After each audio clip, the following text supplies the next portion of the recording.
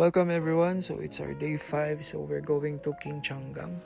So para makapunta dito from Ximending to Songshan and then Songshan to Jantan.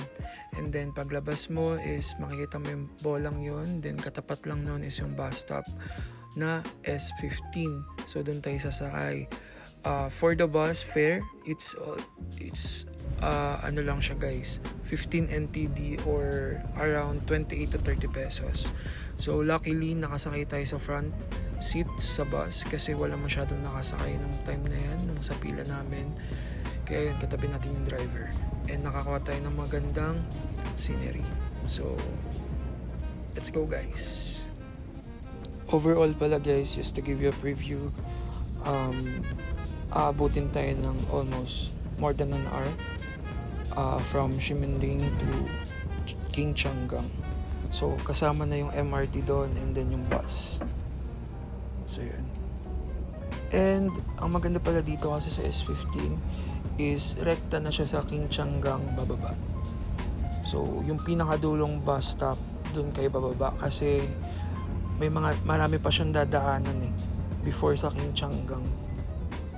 So make sure na sa last bus stop kayo bababa guys.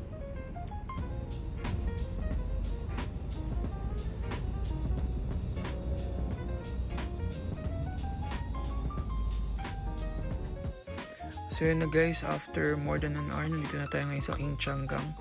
If you are collecting stamps, they have a lot of stamps here sa information booth nila, so don't forget to drop by. And also, meron sila ditong parang mini museum of how King Changang, the history of King Changang. So yan, makikita nyo dyan lahat guys. Panoorin nyo lang.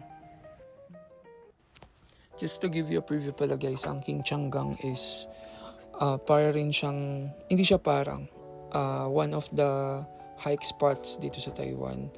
So very famous siya kasi sobrang ganda ng scenery. So yun. Check nyo lang to guys. May mga activities sila dito sa information booth. And also, if nauuho kayo, meron ditong refilling station ng water.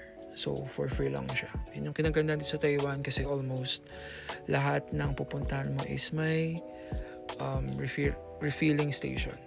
So, yun.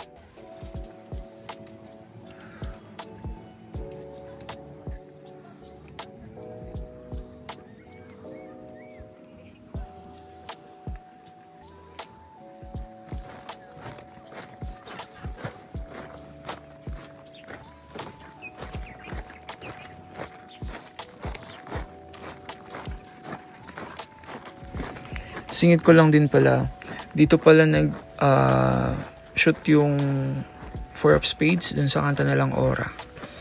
So, yun lang.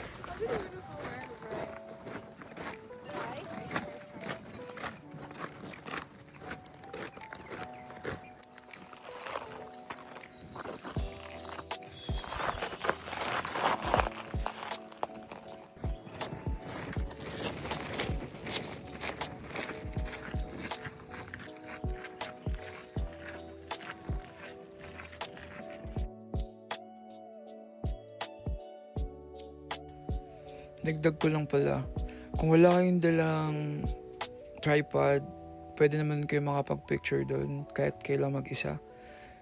Ayun, nung pinakita kong picture na yun, solo lang yun.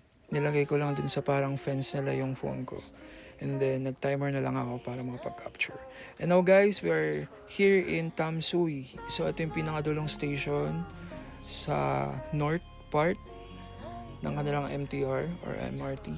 So yun, nagkaroon lang tayo ng quick lunch dito sa McDonald's. So we just tried yung mga items na wala sa Philippines syempre, which is yung potato, churros, and then itong strawberry pie, which is sobrang sarap. Strawberry cream pie. So yun, nakikit-tikit lang tayo dito sa may Tamsui. So ganyan siya kaganda. And guys, pag dinaretso mo yun yung parang New York ba yan, or Los Angeles na bridge.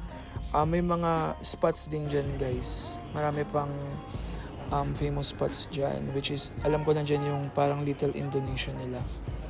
And then yung Little New York. Yun. So, if trip nyo pumunta, dire-diretso nyo lang. Or sumakay na lang kayo dun sa kanilang parang boat. Which is yan.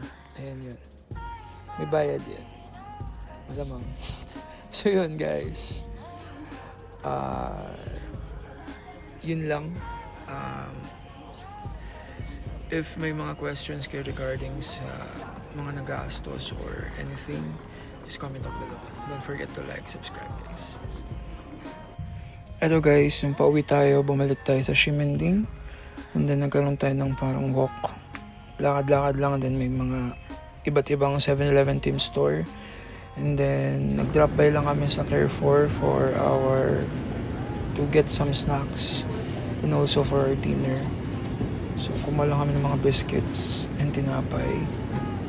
So yan, pwede ka pala dito guys mag self-service, and also pwede ka rin naman dumalatyo dun sa counter. And make sure guys na meron kayong dalang tote bag or any plastic bags, or hindi, dapat mas maganda is tote bag para eco-friendly.